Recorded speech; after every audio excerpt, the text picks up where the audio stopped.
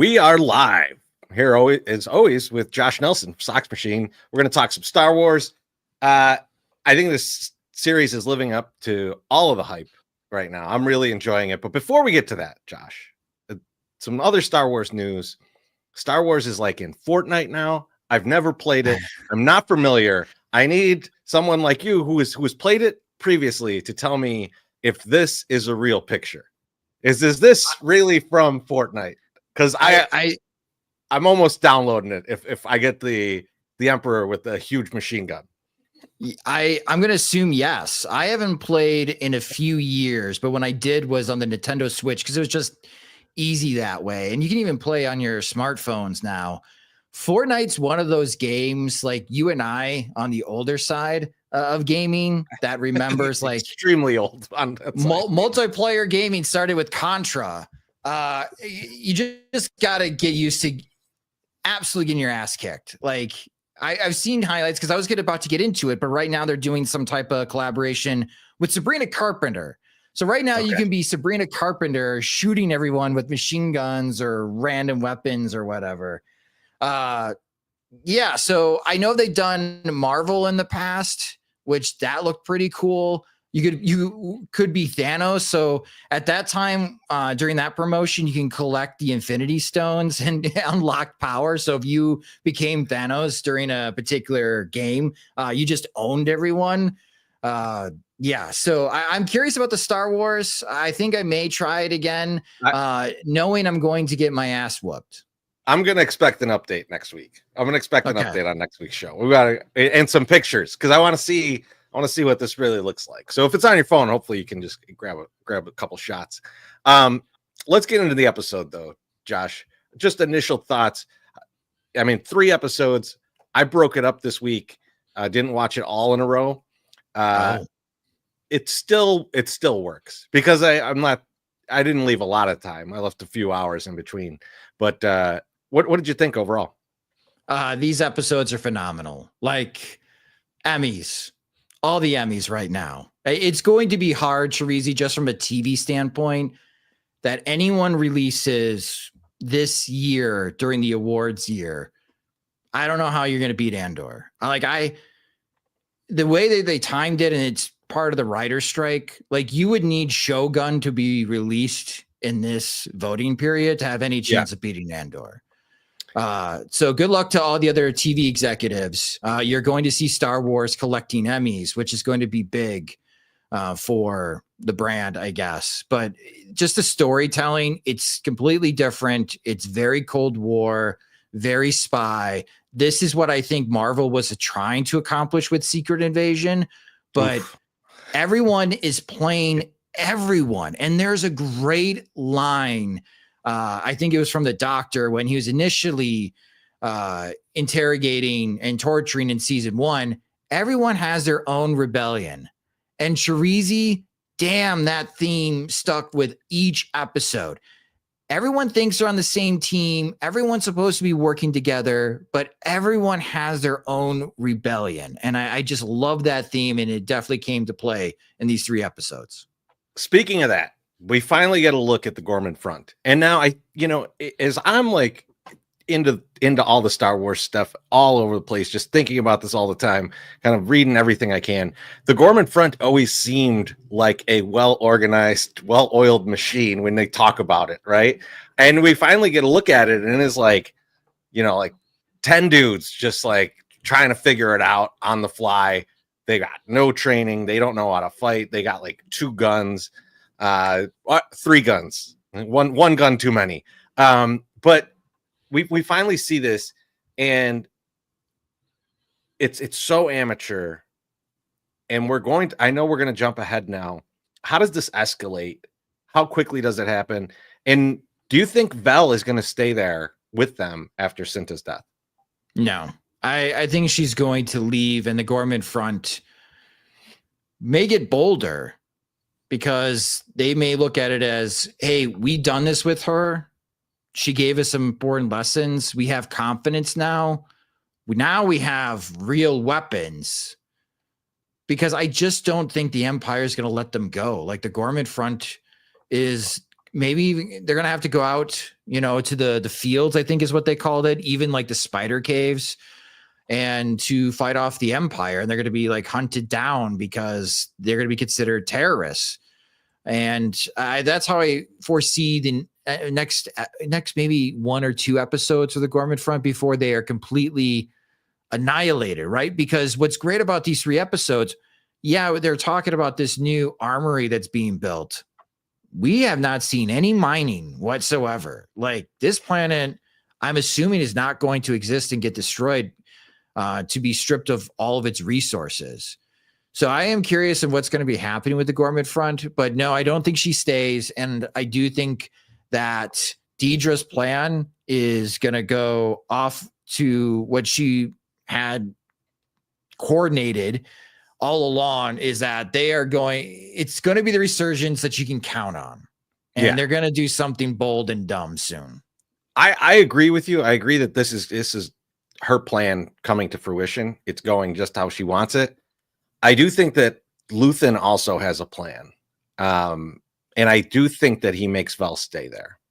And the reason I think that is because Mon Mothma is right now very entrenched in this. She's committed, but she hasn't made the jump from Senate to leader of the rebellion, right? And it seems like the way that this series is going and how they're leading up in Gorman is that we know that that's the point. The Gorman massacre is the point that she, definitely has that huge speech in the Senate and leaves and goes running off. It makes a lot more sense that she would be. I mean, it's going to be some kind of massacre, just like they referred to with the Tarkin massacre. But I think that the extra level of that is that her cousin is in there, and that she can't let Luthen any longer kind of be the chessboard master here. Like, she's got to push him out of the way. So I think that I think Vel does stay there, because I think that has to come to that much of a head for all of these things to happen. And to back up your point, he did tell Cassian it'd be great for the rebellion if they had a planet like Gorman to be part of the rebellion. Like, here we go. Now we actually have a planet to plant our flag. Right now, they like don't a rich have planet, planets. like a rich planet. That's really, like, that matters, right? Like, because there's probably a whole bunch of outer rim planets and no one cares about it, right? Just like even the Empire. like, really, I mean, that's kind of a theme through all of it, right? Like, no one even cares about these planets. And so Gorman is a planet they care about. The rebels don't know exactly why they care about it so much, but I think this is definitely the focus of next episode. I mean, it's definitely going to be in there. Now, Cyril, and my God, Cyril's relationships are fucking wild. First of all, let's put that out there. When Dedra's like, turn off the lights, I'm like, man, Cyril's getting his balls stomped or something, man. This ain't. Maybe he's into that. I think so. I mean, like, with the mom like that, I get it, right? And like, he's definitely into some weird stuff, but Dedra's definitely into some weird stuff. Good for them, but she's definitely setting him up too, right? Like, it's obvious they don't care what happens to Cyril. So we get a glimpse of him as a fake rebel. Do you think he ever becomes a real rebel in this? Does he see what the Empire does and it turns him? Or do you even think that he survives this whole fiasco? I think he will, because it's not plot armor, but he has survived so many times when he probably should have been killed off. So he appears weak, but he may not be that weak. And I think, to your point, like, will he become a rebel? Only when he realizes what Deidre set him up to do. And maybe this relationship is not really a relationship, but he's been played this entire time. So when he realizes that, Chorizy, is that when he snaps? And then who is that character in Rebels? I know who you're talking about. The guy with sideburns. Yes. I'm blanking on his name. Look it up. But But yeah, so kind of the same, right? But I think this one's I like where you're going because it would be like he could see the atrocities that the Empire is inflicting on the Gormans and turn a blind eye to that. But then when he finds out that Dedra was just using him to do this, and now she has no use for him, that could actually turn him. Like I feel like he's that character. He's that character. And you're right, he's impervious to explosions. So I don't know. So he might live. And you know what the saddest thing is? This is where it's going to be really heart-wrenching, is that we're going to get a scene where Dedra tells Cyril, it didn't start this way. I did adore you, and I did love you, but this is for the Empire. Like, that would be extra heartbreaking. Like, oh, this wasn't from the get-go. This wasn't in your initial plan, but you changed your plan, and you changed the way that you felt about me, and you used me halfway through. Like, that'd be extra heartbreaking. I feel like there's no way Dedra would say the word love. I don't think it's in her vocabulary, but I agree with you. I agree with you. Like it will make you real sad for Cyril, which is good. Unless she really wants to break his heart though, and use that word, because then it'd be like gut punching. Or she just kills him like Lenny and of Mice and Men. So like those are the other options. But yeah, I think that goes seriously wrong. And the one thing that I want paid off in this show, and Josh, I'm going to ask you. I didn't put this in the agenda, but I'm going to ask you. Just think about it. Who could Uncle Harlow be? Because they keep bringing him up. We know that the ISB thinks of him as a criminal, so he's not like someone who's like in the Senate or something. Like he's got to be someone. Like, and I don't know if it's like. If it's someone ridiculous that doesn't even make sense, or if it's like Luthen, like that would be like the crazier thing, right? And that's how Luthen knows that it's going to go all wrong on Gorman, because he's like, oh well, this idiot's there now. They're obviously putting him into a trap. But yeah, I want Uncle Harlow to be somebody. They got to pay this off. They've said his name a billion times now. Yeah. I need to see him. Hopefully it's Lando.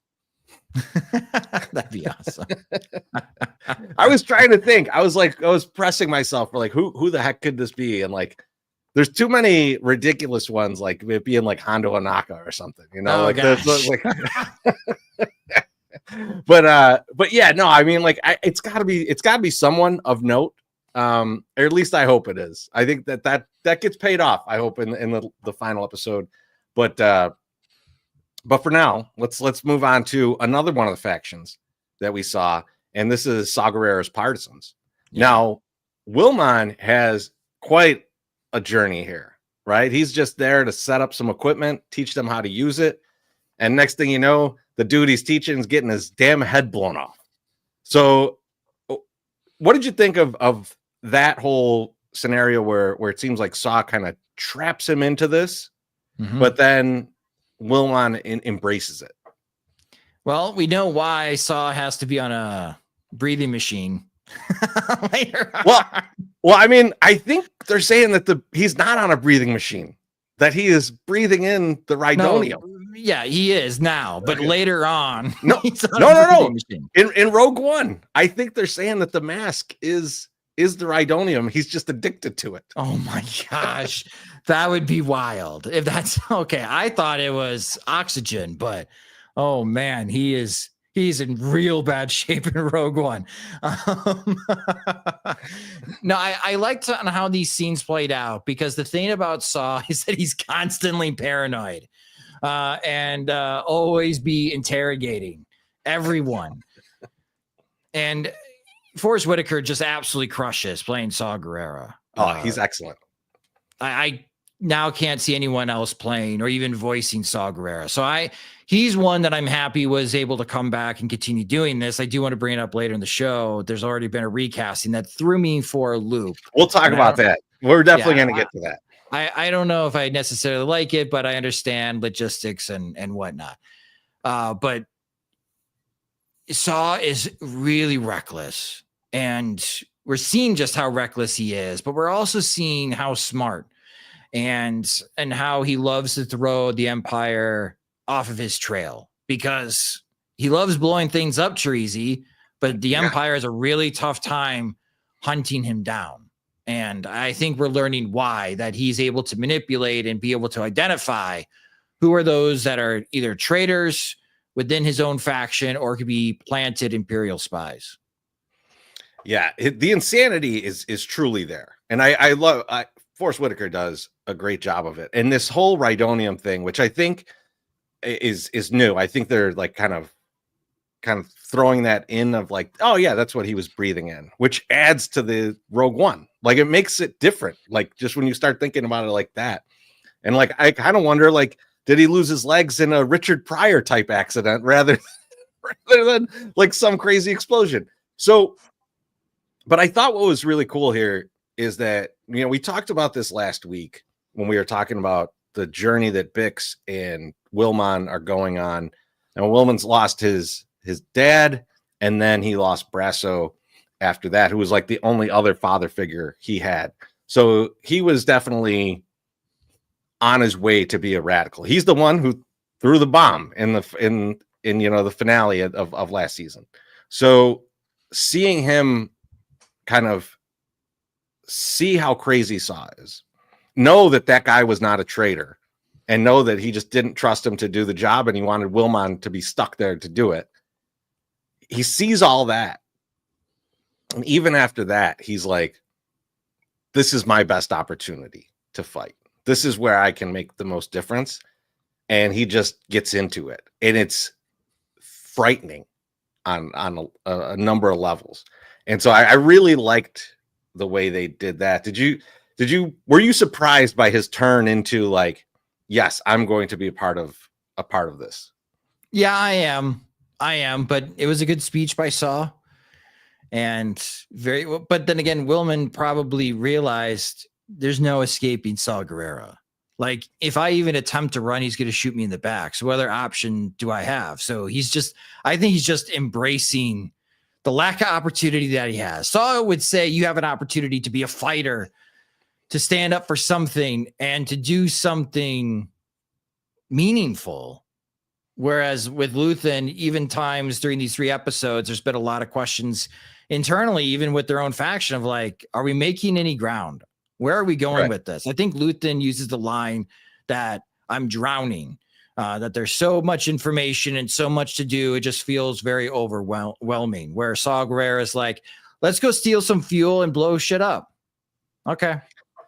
Yeah, and I like that comparison though, that, you know, talking about him drowning as opposed to Saw being out there taking action, because the Empire at the same time, the ISB agencies, they have the same problem, right? They're going, we're drowning in all these. We got so many criminals that are investigating. We've got so many people we've arrested. Like we're drowning in all this. We can't make heads or tails of it. And that's a really good, like, kind of juxtaposition against Luthen, and seeing someone like Saw going like, well, we're just going to go steal this Rhydonium and then we're going to blow some stuff up and it's going to be awesome. You could see the attraction for someone like Wilmon in that scenario. So yeah, I agree. It's more of a piece where he can feel active in this war, but also you're right. It's like, yeah, I get to be a part of this. I get to do something, or they're going to kill me. So yeah. It's not quite a choice, I guess, is a good point. Now we are seeing all these different factions. We're seeing all these different separate groups, even within Luthen's group, right? Like he's got Cassian, who is a more careful spy type of person, and Vel, who is more, I'm just going to go and do the thing. And I'm more of a, you know, like a soldier just being told what to do and I'm going to go. And we see all these different groups, and I'm wondering, is this meant to kind of show us just how much like kind of cat herding Mon Mothma and Bail Organa are going to have to do to, in just a couple of years, have a whole rebel alliance? Because there is not a rebel alliance as of this time. Well, I think what the TV shows are going to do is make that moment even more meaningful in Rogue One, because they are still split until Jyn meets up with Cassian, and Cassian gives her a team, and they board or they hijack a ship and call themselves Rogue One and fly off. And then they receive backup, and then they receive more backup from Yavin 4 and Mon Mothma. So I think that's going to make that moment even more meaningful in Rogue One, Chorizy.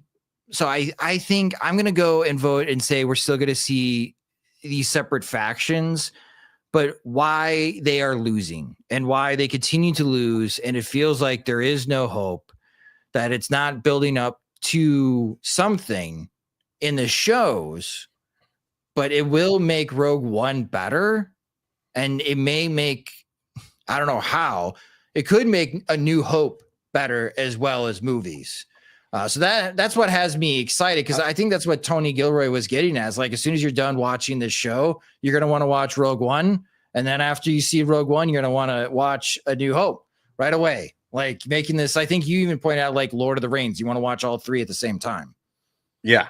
Yeah. And I like that idea, Josh, of like they are going to bring everyone together. We know that this is going to happen, but they're not truly together. They still are all these factions, and they're still desperate and feel like they're not going to win, because in that movie, half of them are ready to give up. Yes. Right. I mean, like, so yeah, I like that idea, but we did mention Bail Organa. And so he is no longer played by Jimmy Smits, and at least in this show, and he's played by Benjamin Bratt. Now, for me personally, in my household, Benjamin Bratt is a saint, because he was in Blood In, Blood Out. All right. So I don't know how much you want to disrespect him. I don't know how much you want to disrespect him here, Josh, but go ahead. Tell me why that handsome devil can't be Bail Organa as a younger man. Listen, I thought, this is what I did. I saw Benjamin Bratt. I'm like, hey, that's not the original Bail Organa. Oh my God. Did Jimmy Smits die? And then I had to Google it while watching. No, he's still alive. He was shooting this. It's poor Jimmy. Jimmy made it bad. He thought this new cop show was going to last on CBS. It got canceled right when they're shooting Andor season 2. Jimmy, I'm sorry, bud. Miscalculation here. You should never pick random cop shows on CBS over Star Wars. But that's what he did. And I guess if it, the show gets picked up, that's more consistent work, probably a lot more money for Jimmy. So he chose the higher ceiling and got cut underneath him. But now we're seeing Benjamin Bratt, and it was just I don't know if you want to count this as a cameo, brief introduction here. It does sound like we will see Benjamin Bratt again as Bail Organa later in this show. But it will require some explanation, because if people watch like a few years from now, someone's like, hey, I'm finally into Star Wars, Chorizy. I'm catching up. I just finished Kenobi. Now I'm going to start watching season 2 of Andor. You're going to have to warn them, be like, okay, listen, I know it's not the same actor, but it is truly the same character. This is why. It was a logistics issue, not a narrative issue, etc. Yeah, I mean, I'm fine with the recasting. I think it's going to be okay, and I think he definitely is in the rest of the show. I mean, he has to be, because Benjamin Bratt's a great actor. There's oh yeah, he is good, and I think it's going to be fine. But I do think we are going to see a lot more of him, because he has to be one of the people organizing this alliance, because Mon can't do it all herself, and we know from the movies that from the TV shows, like the cartoons, that he's instrumental in putting together everybody. So I think we're going to get to see that leg of it a little more now that they've introduced him this early. Well, yeah, and if people are not familiar with Bail Organa during this period, Bail Organa has one of the deepest secrets out of everyone in the Senate. He knows the Jedi are not dead, and there are 2 specific Jedi that are very much alive, that he knows that they are alive, in Obi-Wan Kenobi and Yoda. And he may be the only one that really knows that truth. So that's why he's so important. Like, he's more than just Princess Leia's dad or adopted father. he holds the biggest secrets that would definitely have the interests of Emperor Palpatine. He also knows Ahsoka is alive, so Yes, he sees that's Ahsoka true. at Padme's funeral, and Ahsoka at this point is part of the rebellion, and so she's overseeing the Phoenix Squadron. So that would be Kanan Jarrus and Hera Syndulla and stuff. So Yep. there is a connection all through Bail into that. So it's going to be interesting how they play out his character, who they show from these different shows. But yeah, I'm anxious to see what goes on with the Bail Organa character. I was hoping we'd get him as early as we did, so that there is time for a plot with him, and I think we're gonna see it.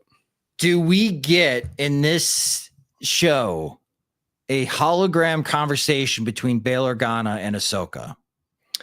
I don't see why not. I mean, I think now, I'm being very specific with the hologram, right? Requires least amount of shooting.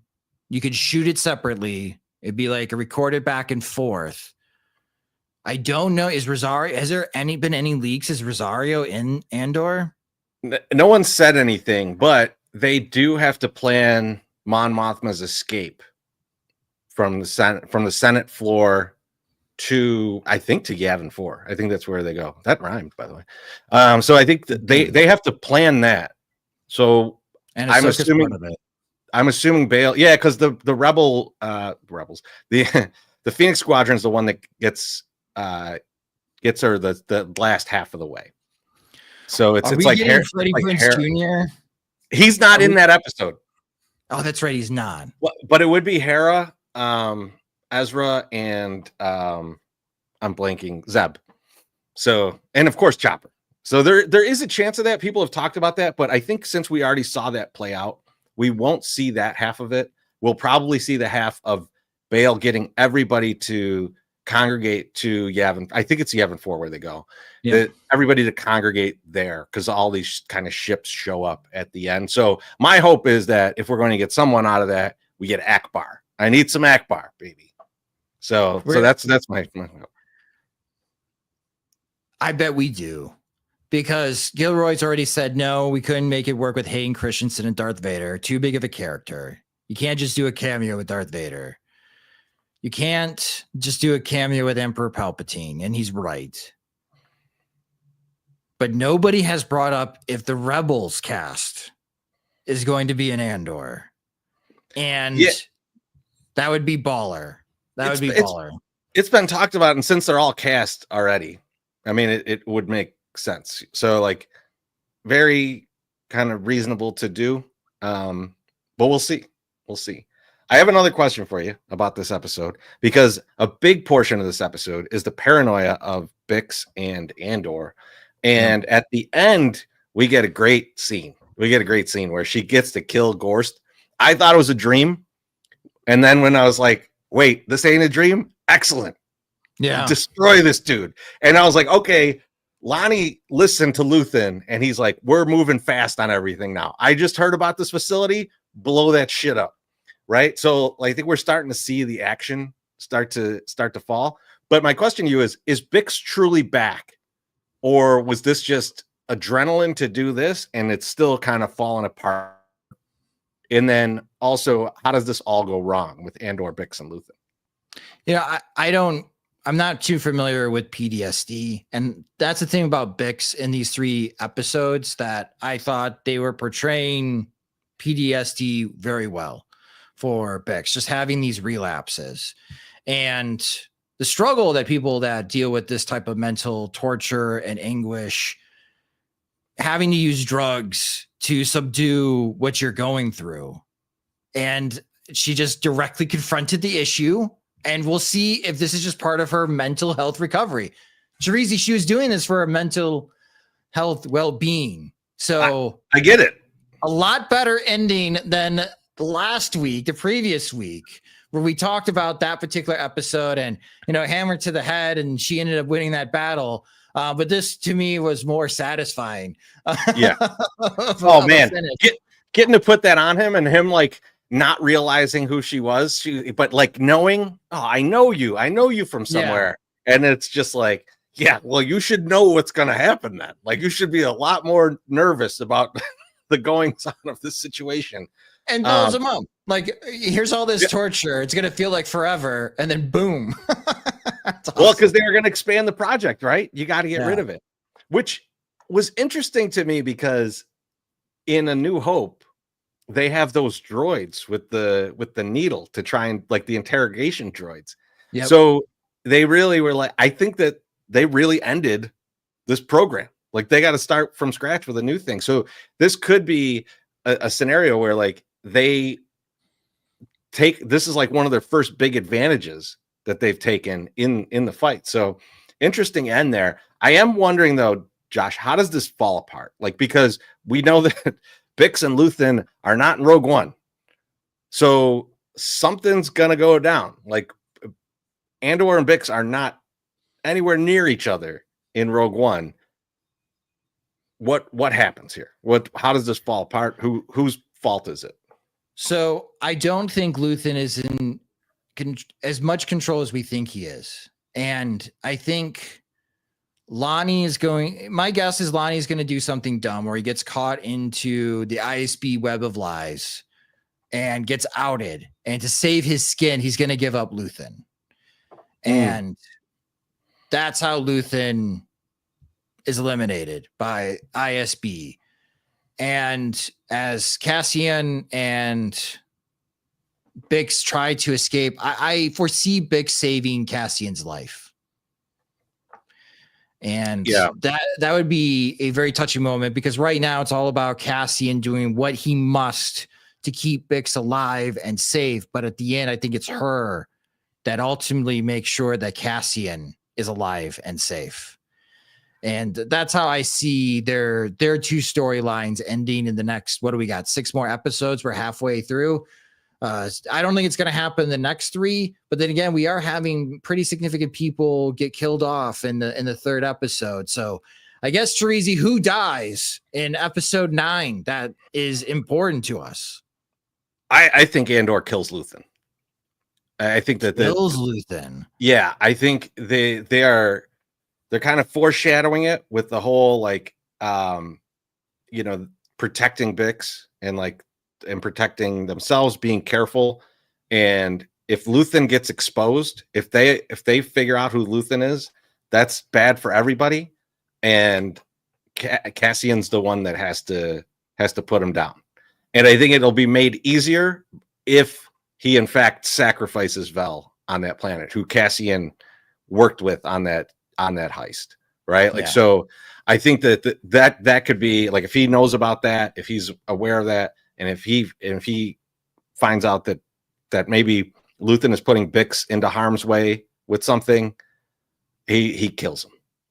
And because there are scenes that we see later on that are just Clea and Cassian.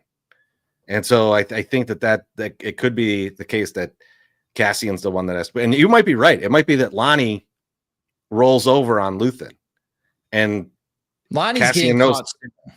Yeah, like, I mean, there's a lot of signs that like he's being very brazen at this point, and he's like currying favors and asking for information from people. And if all of a sudden everything he knows about starts getting blown up, like imagine if that place with Gorst isn't actually the facility, and they just kind of set it up to see, would he do this? Well, the guy could be very bad for Lonnie. The guy who's running the Axis project, though, for ISB, I don't think he understands that he is being watched very carefully, because for anyone that works in the corporate world, and we do, Chorizy, the point in the first episode of this 3-episode arc, 10 days, it's taken you 10 days to get this little bit amount of information, makes it very sus. Like, are you working? Like, that's the translation.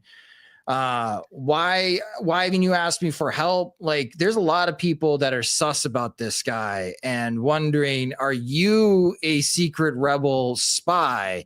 I think he gets killed first before Lonnie, and then they give Lonnie the Axis project, and then that's how Lonnie gets screwed over. That I could see that. And It'd be very fitting. I like that idea. I do agree. It's going to go very poorly for Lonnie. We don't see Lonnie in New Hope, so he's definitely gone. But we didn't get to touch on Krennic, but we'll save that. I think there's going to be better Krennic scenes upcoming. But I think that's all we have for today. Unless Josh, do you have anything else you want to talk about before we go? The last thing I'll say is I love that episode when they get the listening device from the artifact and they're like, we should have killed Krennic. And they have a laugh. I'm like, yeah, you should have, idiots. All right. Until next time, we'll see you soon. And Josh will play some Fortnite and I'll try and figure out who Uncle Harlow is. Talk to you all soon.